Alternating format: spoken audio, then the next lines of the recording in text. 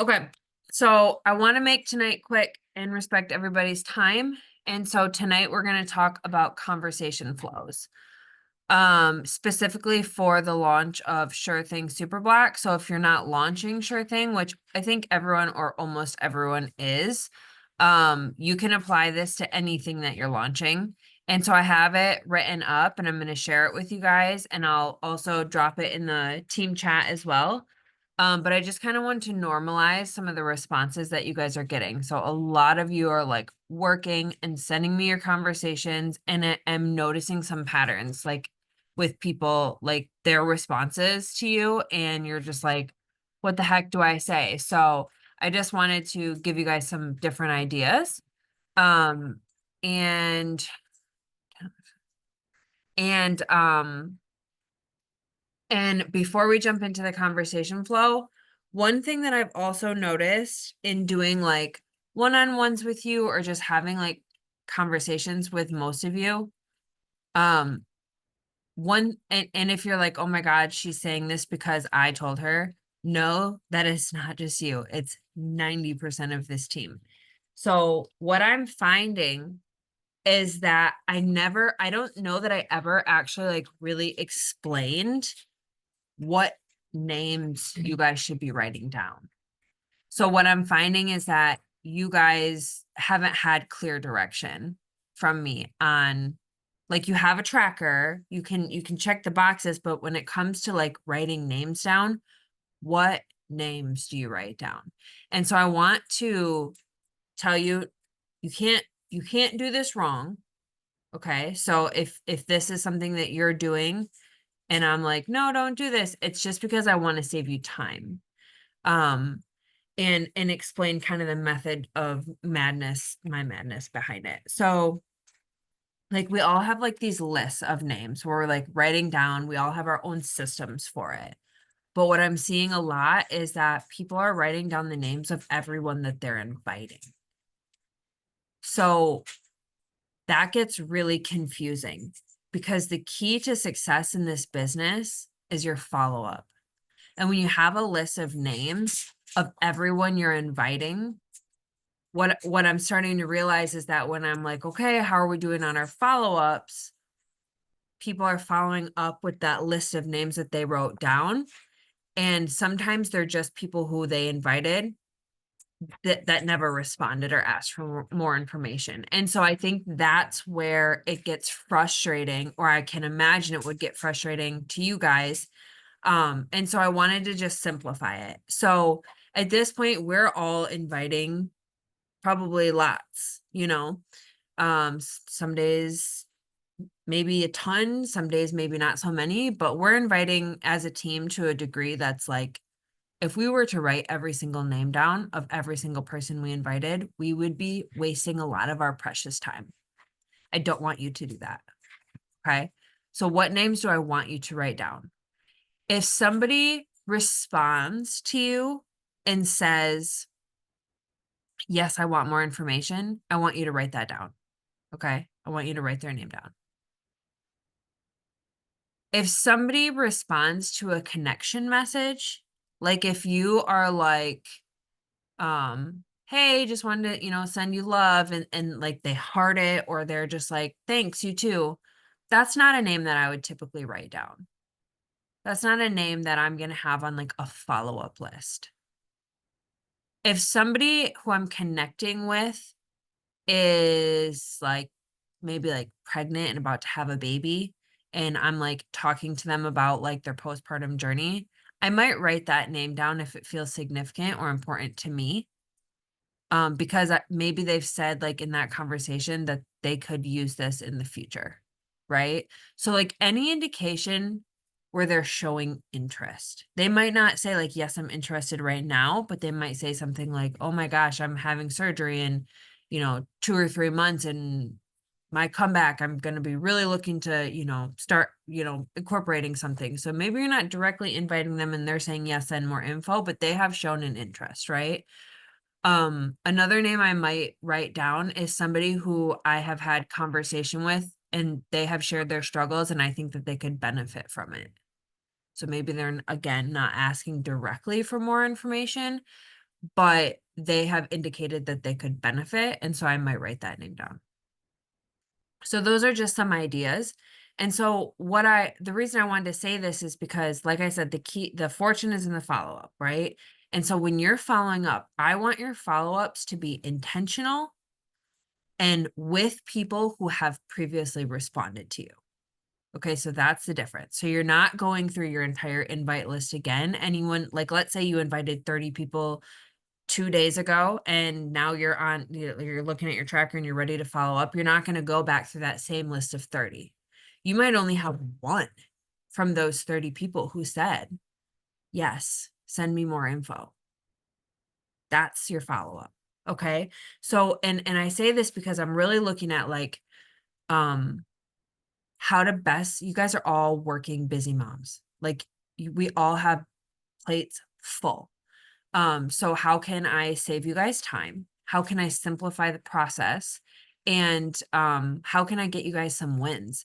So when I'm looking at like the numbers that I've had on the board, they're from yeses, from people who showed interest, 4 months ago, 3 months ago, maybe even a year ago, right? So when I'm following up and it's like the end of the month or something and I'm pushing for Success Club, I'm pulling out my old books and I'm going through my list of people who have shown interest and I'm re-inviting them. If they had a money objection, I'm sharing the most recent sale with them. So you want your follow-up list to be very specific, and you're just going to keep hitting that list over and over and over again. I mean, I have 5 books just like this, full of names, and like this list of people who have said yes this month, like just yes, curious to have more info. You guys have had enough conversations to know that this does not mean I've had this many people sign up, right?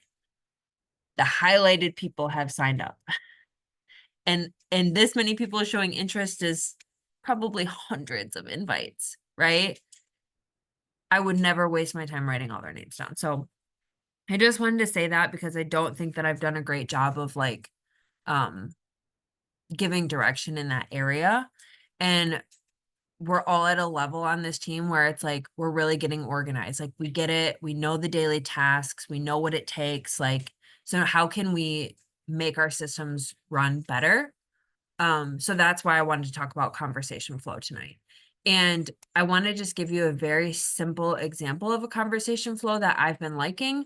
You can put your own spin on this. You can't do this wrong. But there are ways to do it well, right? Like everything in this business is something that you can learn, and having a conversation is actually one of those things.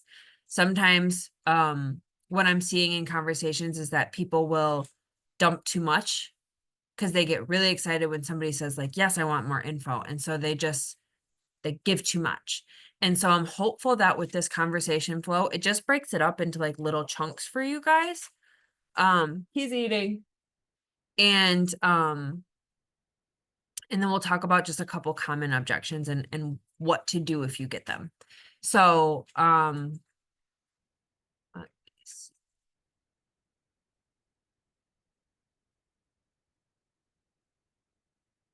I think I might just share my screen. That might just be the easiest way.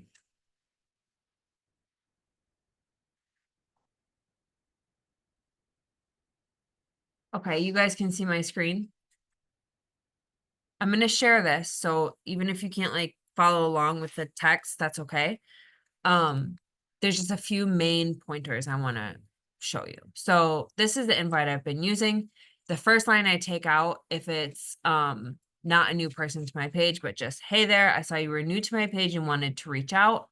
So like I'm sending this message if somebody is watching my stories and I haven't connected with them yet. This is how I'm connected with them. I'm not really sure if this is your jam or not, but I run virtual accountability groups for busy moms and women who want to focus on increasing their energy and moving their body every day. We're starting a new workout program on the 19th of this month if you'd be interested. I can send you some info if you are. Some people don't respond to that. Some people say, actually, yes, I think I would really benefit from that. And I'm writing their name down. Okay. If they say yes, I'm saying, okay, yay, we are starting a new workout program Monday, August 19th. 30-minute strength training workouts that you can do right at home. I just tried the sample and I'm obsessed. I'm so ready to get back to lifting weights and getting strong. Do you have a set of dumbbells at home? Right? So I'm always ending with a question. And that's important because if you just say, like, I'm so excited to get back to weightlifting and getting strong, the conversation has stopped. Okay. So you have to end it with a question. So, do you have dumbbells at home? Let's say they say no. I'm getting a lot of messages from you guys. Like, they said no. What do I say? Just, can you get some, or like, do you think that you could get a pair maybe on Amazon or Meijer, like wherever they're from? Or yes, I think I can get some, or yes, I have some. Okay, awesome. Goals. So this is just an example of how to ask for goals. You can do this however feels good or organic to you. I like to ask if they have anything that they want to feel or achieve as we finish out the year. So sometimes when I ask about wellness goals, people are like, oh, I just want to lose weight, or I just want to, you know, flatten my stomach or something like that. Or I like to really know, like, how do you want to feel? How do you want to feel as we finish out the year? I want to feel less tired. I want to feel confident in my skin, right? That's health esteem. We're really focusing on what do you want to feel or achieve? Okay. Goals. Okay. So invite, dumbbells, goals. Okay. When they give you their goals, I want you guys to add like a personal touch to this. Like, that's totally doable. And then explain why their goals are totally doable. How can you relate to them? Everyone on this call has had major wins, whether it's nutrition wins or, weight loss wins or muscle strength wins or keeping on a workout plan, like not falling off a million times. That's a win. Like, everybody has them. So relate to what they're saying. I actually am realizing right now that I did not add the pricing in here, but after this is where you ask them, like, can I send over some enrollment options over to you? And then pricing. Okay. I dropped the pricing message in our chat. So it should be in there for you guys, but I will send it again when I share the conversation flow. There was an old pricing message that is like super, super long. The new one that I came up with is a little bit shorter and it goes over our current sale. So it shares the $179 and the $88 one. So just make sure you guys have the most up-to-date pricing enrollment option right up. Um, um, Common off-roads. I'm getting a lot of screenshots from people about, like, they send an invite and they don't just say, yes, send more info. They say something like, well, I would love to, but I really tweaked my back, 6 months ago. And so I'm not really sure. And then you guys are like, okay, what do I say to that? Always ask about restrictions. So illness, physical injury, recovering from surgery, that is like your ding, ding, ding. Do you have any restrictions right now? Because you want to find out, is this like, are they physically able to do this, right? Like, do they have a doctor that's saying, you just had surgery, you can start again in 6 weeks, or maybe you just had a C-section, you can start in 9 weeks, or like whatever their rules are. Or did they, like, sometimes when somebody's like, oh, I tweaked my back and I've been out of commission for a really long time, and I say, do you have any restrictions right now? And they're like, no, I can pretty much do mostly everything. I just haven't. So you're like, okay, right? Those are two very different situations where somebody's like, yes, I have physical restrictions. Maybe, yes, I'm in physical therapy twice a week. I get this a lot. I really want to join, but I have to be cleared by my doctor first. I go back for my appointment next week, right? Those types of things. Write yourself a little note. Put it in your calendar to follow up with them in a week. Hey, how did your appointment go? Do you want to go over pricing now so you have some time to think about it, or enrollment options now, or do you want to get back to me after your appointment? Right? Put the ball back in their court. A lot of these conversations are not going to just be like immediate signups.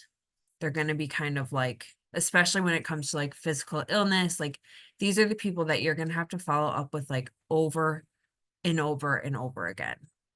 I think a lot of times we get discouraged when somebody's like, well, I've had an injury, so yeah, I think this is just too much for me. And then you're just like, okay, like you don't really know how to like keep the ball moving forward. So another thing you can do is just say like, how can I support you while you like lead up to being able to start something? Like maybe they have like 2 weeks until their appointment. Would you want to try a recipe, or would you want to try some like stretches? Like we have an entire library of like free workouts that we can pass out to people. So you want to be selective, right? But don't be surprised. Oh, Jimmy, don't be surprised if you offer something free and they don't do it. Okay. That's not a you thing. That's a them thing. Okay. That is the most common thing I see. And so coming into the next objection, which is money, people hit you with that money objection. You guys, sometimes it might be about the money. Sometimes that's just the easiest way to say no. Oh, I can't afford it. I don't. Okay. I don't have it. So try this. Okay, that's fine. Good on you for knowing your boundaries right now, right? Good job for sticking with your, what is within your financial means right now. If I send you a free workout, would you want to try that? So that when you do get to a point where you're ready to enroll, you know if this is even a good fit for you. Sometimes people are like, you know what? Actually, yeah, let me try it. But most of the time, they don't even respond. So they used money as an objection, and you offered them a free opportunity and they're not taking it. Okay, so that is your sign that money is not the objection. Okay. These people you're going to follow up with over and over and over again, but you're really going to be their biggest cheerleader in life. Okay. So those are just like some common things that I've been seeing that I wanted to just talk about. The other thing I wanted to say is just a reminder, when we're connecting with people, people are going to have a hard time connecting with you about wellness if they're not on a wellness journey. I know I've said this a million times, so I'm going to keep saying it. And I need to be better about this myself, which is why I'm putting a reminder on here in your stories and on your feed. Share, like, I'm not going to say share less about wellness and more about your personal life, but they should be pretty even. Okay. Like, give people just as much of a chance to connect with you about wellness as they have to connect with you about your kids, your dog, your financial struggles, your home renovations, your family vacations, your, nutrition struggles, like something that isn't just working out. Okay. So, I have really been focusing on connecting with women about, kids. Like right now, that's my season of life. Like, yes, I'm in recovery. I share a lot about it, but like I'm, 15 months postpartum, and I'm connecting with other moms who've had a baby in the last couple of years and or maybe they just had a baby.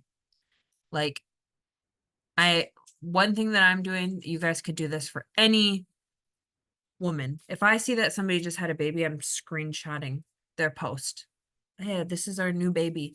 And within a week, I'm checking in. Hey, mama, how are you feeling? Because that doesn't happen enough for our postpartum moms.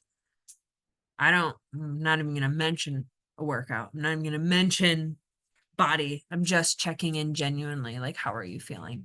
How has your recovery been? How's your baby blues? How's your mind? How's your recovery? Right? So whatever it is to you, whatever is like important to you right now, whatever groups you guys are in, maybe it's like Vermont creamy moms or something, like I don't know, like anything, like hey, how's your recent creamy, like how's your new flavor, like how's your like I don't know what it is, like just anything. Like this is like a silly example, but like if you smoke weed, like somebody just invited me to a like I'm not like a weed smoker, but like a dope moms group. I don't know what it was, but it was like a puffin raise your kids right. I don't know. It was like I smoke and I'm a mom and I specifically don't drink, but I do smoke Facebook group or so, like it was like something like go connect with those women about some weed. I don't know, like connect. What do you guys have in common with people? Like, if you're divorced, go find some other divorced moms and like talk about your baby daddies. I don't know. Like, talk about if you have a great co parenting relationship, find another mom who has a great co parenting relationship. Like, connect with them about that. You guys don't have to go hang out with your kids at a park on the weekend. Maybe you want to. I don't know. Maybe you really like fucking sprinkly donuts. Find a sprinkly donut moms page. Like, just find something like roller skating, anxiety support groups, grief groups, divorce moms, weed moms, wine moms, like whatever. You got working moms. Like, find your people. If you find a post on Instagram and you're like, oh my God, I like this. And then you go to the page and you find yourself getting lost, scrolling through their stuff because it's so good. You relate to it so much. Stop. Save that page, screenshot it. Look at who's commenting and liking those posts. Those are your people. Those are your people. It's not about wellness. Anything else in your life. Lashes. Ooh.